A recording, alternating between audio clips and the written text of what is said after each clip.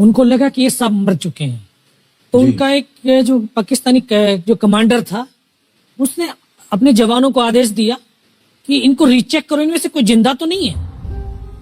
तो उनके पाकिस्तान के 2 सैनिक आए, आकर के हमारे जवानों के शरीर के अंदर गोलियां दागने लगे। तो मैं बेहोश था, लेकिन इतना बेहोश नहीं था कि उनको सुन ना सकूं या देख ना सकूं।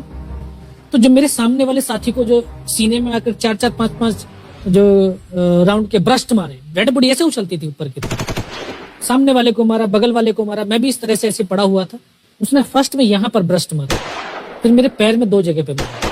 उसको मैं देख रहा हूँ कि धुआं निकल रहा है, लेकिन उस गोली की पीड़ा को चुपचाप पड़ा सहता रहा और उनको यकीन हो गया कि इनमें से कोई जिंदा नहीं। फिर बहुत गालियां दी, बूट की ठोकरें मारी।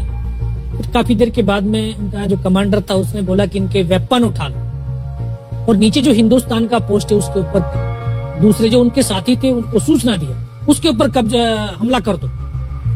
फिर ये आवाज भी सुनी तो मुझे लगा कि यार आज तो मेरी पूरी टीम खत्म हो जाएगी। तब ऊपर वाले से एक ही प्रार्थना करी कि मुझे इतने जिंदा रख दे कि मैं अपने साथियों तक सूचना दे सकूं और उनको बचा सकूं।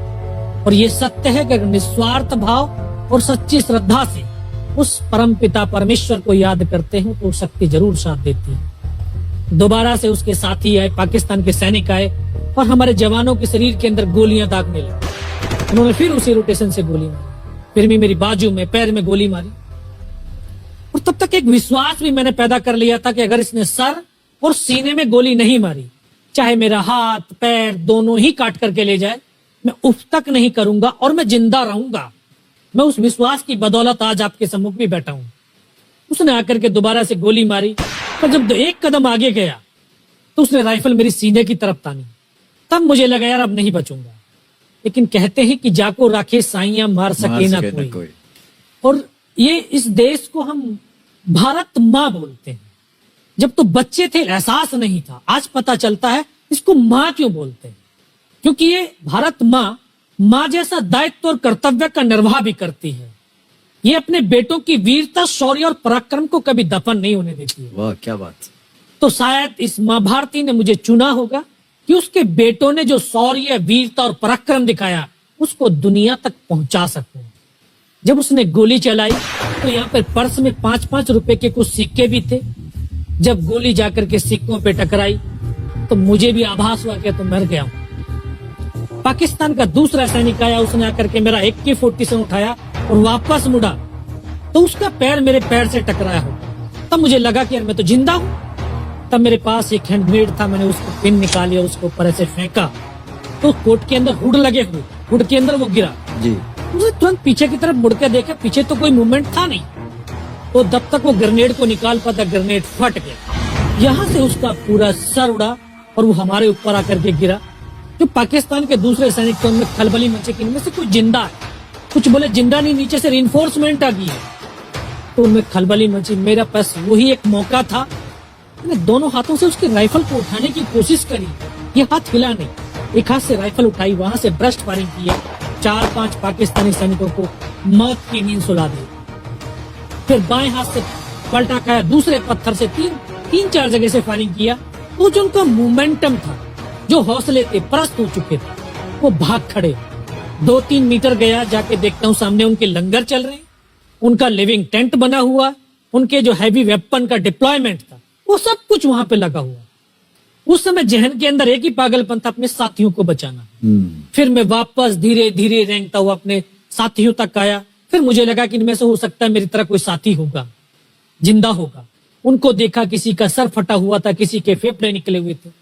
बहुत देर बैठकर रोया भी, फिर अपने आप को संभाला। चारों तरफ बर्फ ही बर्फ, पहाड़ी पहाड़। ये भी पता नहीं कि हिंदुस्तान किधर है, पाकिस्तान किधर है।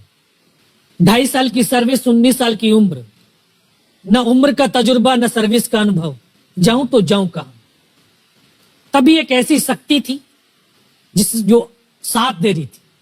जब इसी शक्ति का आवाज हुआ, उसकी आवाज का आभास हुआ कि बेटा इस नाले से नीचे लुढ़क जा, मैं बहुत 500 मीटर लगभग नीचे रोल करता हुआ आया और अपने साथियों जो नहीं चढ़ पा रहे थे दुश्मन की भारी फायरिंग की वजह से, वहां तक पहुंचा। फिर उन्होंने मुझे पकड़ा, वो फर्स्ट एड दिया। फिर वहां से जो हमारे कमांडिंग ऑफिसर थे कर्नल कुशाल चंद ठाकुर, फिर उनको सूचना दिया। तो ये लगभग 1:30-2 बजे का समय था। वहां से फिर कमांडिंग ऑफिसर तक मुझे ले जाया गया। फर्स्ट एड तो हुआ, लेकिन ब्लड इतना निकल चुका था कि दिखाई देना बिल्कुल बंद हो गया था। जब उनके पास पहुंचा तो उन्होंने बोला, बेटा मेरे को पहचानता मैं कौन हूं? बस अब आवाज सुनाई दे रही है। बोला, मैं तेरा commanding officer colonel Kushal Chand Thakur. मैं, जय हिंद साहब, बहुत तेज सर्दी लग रही है। तो उनका जो लिविंग टेंट था उसमें के अंदर लेटाया, 3-4 स्टॉप जलवाए, थोड़ी सी गर्मी महसूस हुई। बाकी साहब थोड़ा सा पानी पिला दो। बोला ठीक है, पानी पिलाते हैं। तभी डॉक्टर साहब आए गए, उन्होंने ग्लूकोज की बोतल पिलाई, थोड़ी सी एनर्जी महसूस हुई। उन्होंने बोला, बेटा कुछ बता सकता हूँ? कहा सब बता सकते हैं। तो उनको बताया कि सर ऊपर ये घटनाक्रम हुआ है और ये वहां की इंफॉर्मेशन है। तो लास्ट में उन्होंने बोला कि बेटा जवान की रिक्वायरमेंट क्या है? मैं कहा साहब जवान की रिक्वायरमेंट एम्यूनिशन और फील्ड पट्टी की है। बोला खाने के लिए नहीं चाहिए? सर भूख नहीं लगती। बस इतना कहते कहते तभी डॉक्टर ने कौन सा इंजेक्शन लगाया, फिर मुझे पता नहीं कहां पर। फिर होश आया 3 दिन बाद, देखा ऊपर पंखा चल रहा है। पता चला कि 92 बेस हॉस्पिटल श्रीनगर, और वहीं से मुझे बेस हॉस्पिटल दिल्ली रेफर कर दिया और 16 महीने तक उस हॉस्पिटल में रहा। 16 महीने तक आपका इलाज चलता रहा? जी। और वहीं पर हॉस्पिटल में ही मुझे पता चला कि 15 अगस्त 1999 को जब ये परमवीर चक्र का जो अनाउंसमेंट हुआ तो वो वहां पर ही मुझे पता चला। क्या है सर?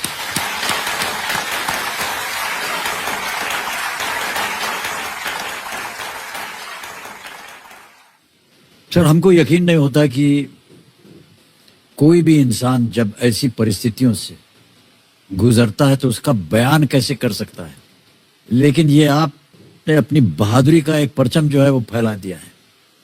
15-15 गोलियां आपने खाई हुई अपने शरीर में, और सोच रहे हैं आप केवल देश के बारे में, सर देशभक्ति के बारे में। सैनिक के लिए सैनिक इंपॉर्टेंट नहीं है, उसका राष्ट्र इंपॉर्टेंट है। वो रहे ना रहे, लेकिन उसका राष्ट्र रहना चाहिए। क्या बात है, वाह वाह। न केवल आपने इतना बड़ा योगदान दिया, बल्कि आपके जैसे कह रहे थे कि आपके बहुत से अच्छे मित्र जो थे, जो आपके साथ टीम में थे, वो भी शहीद हो गए।